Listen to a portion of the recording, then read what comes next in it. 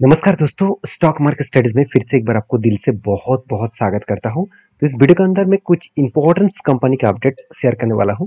तो इस वीडियो को पूरा लास्ट तक देखना और अभी तक अपने चैनल को सब्सक्राइब नहीं किया तो जरूर कर लेना, क्योंकि इस वीडियो के अंदर जितने सारे कंपनीज के बारे में मैं चर्चा करूंगा वो सारे कंपनीज बहुत इंपॉर्टेंट होने वाले हैं। क्योंकि इस कंपनी के ऊपर जो डेटा आपको दिखाऊंगा वो डेटा आपको बहुत हेल्प करेगा अपकमिंग टाइम्स में इसका जर्नी के बारे में क्लियर कट एक व्यू देखने के लिए। तो चलो एक एक करके सारे पॉइंट्स को डिस्कस। सबसे पहले मैं डिस्कशन करूंगा अतुल ऑटो के बारे में। देखिए, ऑटो इंडस्ट्रीज में बहुत सारे कंपनीज है। अगर मैं इसका पेयर ग्रुप से बात करूं तो थ्री व्हीलर्स मैन्युफैक्चरिंग में जितने सारे कंपनीज है उनमें से अतुल ऑटो इंडिया के सेकंड लार्जेस्ट कंपनी है, क्योंकि इस सेक्टर में बाकी कंपनी मार्केट में तो लिस्टिंग नहीं है।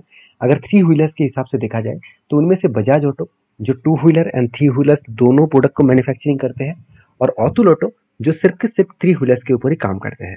अतुल ऑटो की एक खासियत पॉइंट ये है कि पेट्रोल से लेकर डीजल से लेकर ईवी से लेकर साथ ही साथ सीएनजी से लेकर हर कैटेगरीज के जो ऑटोस होते हैं, थ्री व्हीलर्स जो होते हैं, वो कंपनी बनाते हैं।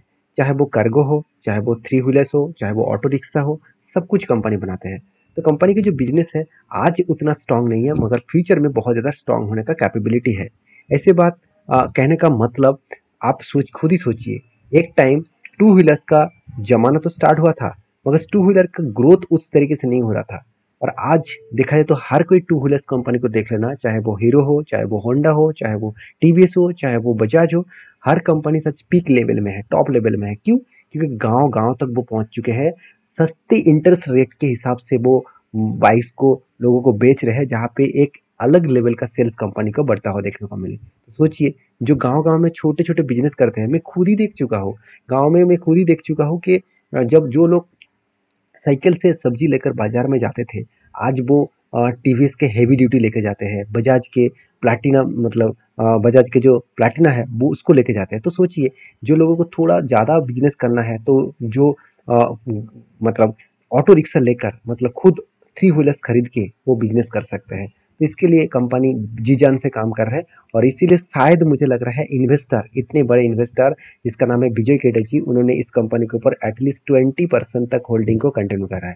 तो किसी भी कंपनी के ऊपर 20% स्टेक को कंटिन्यू करना इतना आसान नहीं है, और वो भी वो उस कंपनी के ऊपर जो एक टाइम लॉस मेकिंग कंपनी था। आप खुद ही देख लीजिए, लॉस मेकिंग कंपनी था, आज धीरे धीरे करके वो प्रॉफिट हो रहा है।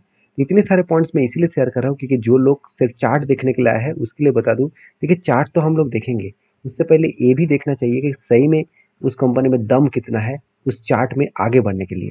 देखिए, जैसे देखिए कंपनी के ऊपर यहाँ से एक बिग बाउंस देखने को मिला था, और बिग बाउंस इसीलिए हुआ क्योंकि विजय किडे जी ने इसी जगह पे बाइंग किए थे, और इसी जगह पे ज़्यादा क्वांटिटी के साथ बाइंग किया था। उसके बाद धमाका हुआ था।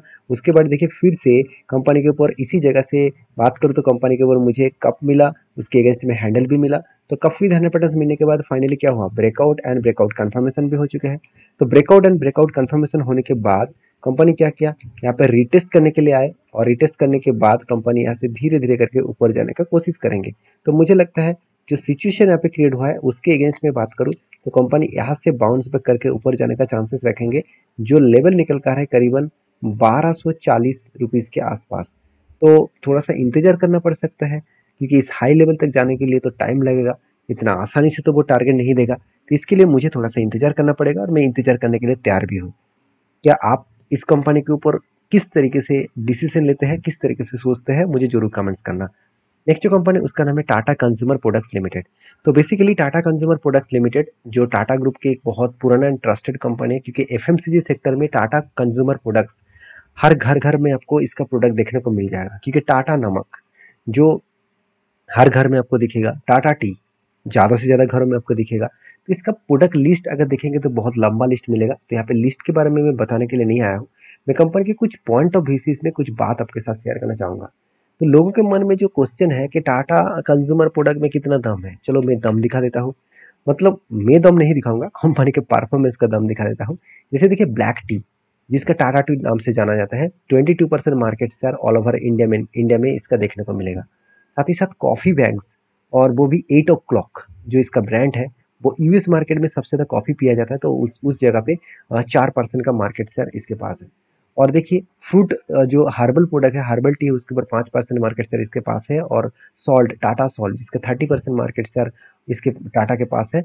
और टाटा टी जो सबसे ज़्यादा बेचे जाने वाला टी है वो टाटा टी है, वो 22% मार्केट शेयर इसके पास है। और Tata market share of Canada, मतलब कनाडा में भी देखिए 27%, इंडिया से भी ज़्यादा मार्केट शेयर कनाडा में लेकर रखकर कंपनी लेकर चला है। तो ये सारे पॉइंट्स दिखने के बाद मुझे इस कंपनी के ऊपर जो डाउट है वो डाउट यहाँ पे क्लियर हो चुके हैं कि चलो कंपनी में दम है। हाँ, एफएमसीजी कंपनी है, उस कंपनी के ऊपर दो चीज़ों का आपको ध्यान रखना है। अगर आप क्वार्टरली रिजल्ट को देख रहे हैं, आपको लग रहा है कि कंपनी बहुत धमाका परफॉर्मेंस कर रहा है और धमाका परफॉर्मेंस करेगा, ऐसे बिल्कुल नहीं। Company sales margin, profit margin को देखेंगे तो हमेशा 1 से 2% का ही ग्रोथ देखने को मिलेगा। क्यों इतना ग्रोथ है? क्योंकि इतना ग्रोथ होने के पीछे कारण यही है कि जो मतलब कम जो एफएमसीजी प्रोडक्ट होते हैं वहाँ पे मार्जिन बहुत कम होते हैं। तो मार्जिन कम होने के कारण कंपनी के जो प्रॉफिटेबिलिटी रेंज है, ऑपरेटिंग प्रॉफिट का जो मार्जिन है वो परसेंटेज वाइज बहुत कम देखने को मिलता है। तो मुझे लगता है बेस्ट तरीके से यहाँ पे सिचुएशन बने हैं, उस सिचुएशन के बेसिस में कंपनी में आगे बढ़ने का दम है। बाकी इस टाटा कंज्यूमर प्रोडक्ट के ऊपर आपके क्या व्यू है जरूर मुझे कमेंट्स करके बताना। और रही बात टेक्निकली चार्ट पैटर्न्स का, तो मैंने जिस जिस कंपनी के ऊपर जब रिसर्च किया तब मुझे एक पहले कप मिले, उसके बाद एक हैंडल पैटर्न मिले। तो कप के बाद एक हैंडल पैटर्न से यहाँ पे मिलने जा रहा है। तो कप बने, उसके बाद हैंडल पैटर्न बने, और उसके बाद फाइनली इस कंपनी के ऊपर एक ब्रेकआउट लेवल देखने को मिल सकता है। और उसके बाद अगर रिटेस्ट करें, एक बड़ा धमाका हो सकता है। जो लेवल लेकर मैं चलूंगा वो लेवल निकल कर है करीबन 14 से 65 रुपीज़ के आसपास।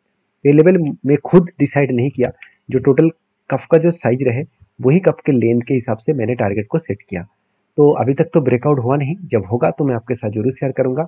सिर्फ एजुकेशन पर्पस में शेयर करूंगा, कोई भी बाय एंड सेल का रिकमेंडेशन के हिसाब से नहीं है, क्योंकि मेरे वीडियो हमेशा आपको सिखाने के लिए, समझाने के लिए होते हैं, और आप खुद समझकर स्टडी करके काम करिएगा। नेक्स्ट जो कंपनी है उसके बारे में बात करूँ, उसका नाम है टीटागढ़ रेलवे सिस्टम लिमिटेड। तो टीटागढ़ जो रेलवे सिस्टम लिमिटेड, इसके ऊपर बहुत दिनों से कमेंट्स आ रहा था कि इसके ऊपर एक चर्चा किया जाए। तो देखिए कंपनीज को सबसे पहले मैं टेक्निकली चार्ट पैटर्न्स के बारे में चर्चा करूंगा। आप देख सकते हैं टीटागढ़ जो रेलवे सिस्टम्स है इसके ऊपर जब एक ट्रेड बना था, ट्रेड मतलब यहाँ पे देखिए एक बाइंग का रेंज बने। इस बाइंग के रेंज को टोटल जब मार्किंग किया, मैं थोड़ा सा जूम कर देता हूँ, आप देख सकते हैं कंटिन्यूसली यहाँ से स्टार्ट हुआ, टोटल बाइंग का रेंज बने, जो रेंज टोटल निकल का है 35% के आसपास। 35% के आसपास जो रेंज निकल का आया, उसी रेंज के बेसिस में जब इस नीचे लेवल को टच करेगा तब क्या बनेगा, इस जगह पे बनेगा एंट्री। इस जगह पे बनेगा एंट्री और इस पिक लेवल तक इसका बन सकता है टारगेट। तो बेस्ट तरीके से एंट्री और टारगेट पॉइंट बन सकता है। तो अभी क्या एंट्री सचमुच में हुआ? बिल्कुल नहीं।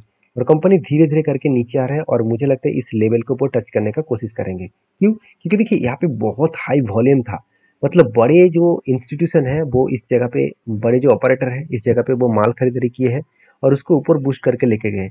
मतलब जब भी इस नीचे लेवल को टच करेगा तो फिर से वही इन्वेस्टर, वही जो ट्रेडर था, वो फिर से यहाँ पे एंट्री लेने का कोशिश करेंगे और इसको पुश करके ऊपर लेके जाएगा। तो ये सब कुछ मतलब एक के साथ एक रिलेटेड है, एक के साथ जुड़कर इस तरीके से काम करते हैं। अगर इस टेक्निकली चार्ट पैटर्न को आप बैक टेस्टिंग करके देखेंगे तो बहुत सारे आपको ऐसे डेटा देखने को मिलेगा जहाँ पे आपको अच्छा खासा टारगेट जरूर मिल चुके होंगे। तो मैं इस कंपनी के ऊपर दो कारण के वजह से पॉजिटिव हूँ। पहली से टेक्निकली चार्ट पैटर्न्स के बेसिस में नहीं है कंपनी के। अगर फाइनेंशियल डिटेल्स के बारे में बात करूँ तो कंपनी रॉकेट बन चुके हैं। जो अगर क्वार्टरली बेसिस में बात करूँ, आप भी देखिए शानदार तरीके से सेल्स बढ़े। अभी देखिए लास्ट क्वार्टर में कंपनी के सेल्स डाउन हुआ और प्रॉफिट मार्जिन भी लास्ट क्वार्टर में कम देखने को मिला। जब सेल्स एंड प्रॉफिट कम होता देखने को मिले हैं, उस कारण के बेसिस से मुझे लगता है कंपनी के ऊपर एक बड़ा सेलिंग प्रेशर यहाँ पे देखने को मिल सकता है। और सेलिंग प्रेशर का मतलब है कि कंपनी के ऊपर यहाँ से थोड़ा सा प्रेशराइज है और इसी प्रेशराइज कंपनी को कंटिन्यू तो थोड़ा सा यहाँ पे डाउन साइड का ट्रेड बनाता हुआ देखने को मिला है। तो मैं इस कंपनी के ऊपर बुलिश हूँ। जब इस लेवल को टच करेंगे तब मैं एक बुलिश फील्ड के हिसाब से इस कंपनी के ऊपर काम करूंगा। तो नेक्स्ट जो कंपनी है उसके बारे में चर्चा करूँ, उसका नाम है माइंड जो टेक्स है इंडिया लिमिटेड। तो माइंडटेक इंडिया लिमिटेड बेसिकली एक आईटी सॉल्यूशंस कंपनी है और इस कंपनी के ऊपर अपडेट यही है कि कंपनी जल्द से जल्द आपको बोनस देने जा रहा है। और वो भी कब? कल के दिन। कल के दिन आपको बोनस ऑलरेडी दे चुके हैं। कंपनी एक के बदले 4 शेयर दे चुके हैं, मतलब हर चार के, एक के बदले 4 शेयर नहीं, यहाँ पे 1:4 रेशियो का मतलब होते हैं 4 शेयर के बदले आपको 1 शेयर कंपनी दे चुके हैं। तो जो लोग बोनस पाना चाहते हैं जरूर इस कंपनी के ऊपर स्टडी करें, उसके बाद काम करें। और वीडियो अच्छा लगे तो प्लीज़ एक लाइक करें। मिलते हैं नेक्स्ट वीडियो में, तब तक के लिए धन्यवाद।